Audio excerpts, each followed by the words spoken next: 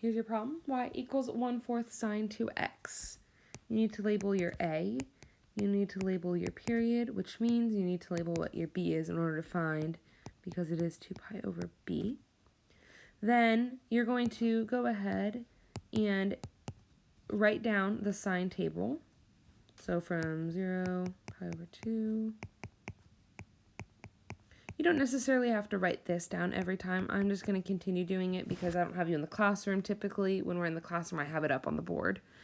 So sine, that's 0, 1, 0, negative 1, 0. I had to think about that.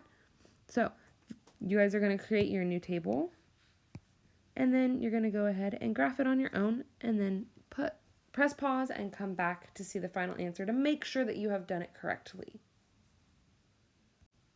Okay, so I didn't graph it yet, but there's the table. I color-coded it so that you could see that, oops, that's all the wrong color. That goes with the X, and that goes with the Y. Go ahead and pause, and then make sure to do your graph. And then come back, because I will have the graph up here.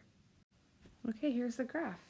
I kept the Y value not scaled. I mean, well, I did scale it, but it's a 1/4 because I wanted to show how flat the graph was, because 1/4 is a big shrink from, you know, the 1 that it was. If it didn't have the A value, it would have gone all the way up here. So that's the graph. Hopefully that made sense. I've got one more next, and then you guys are good to hop into homework.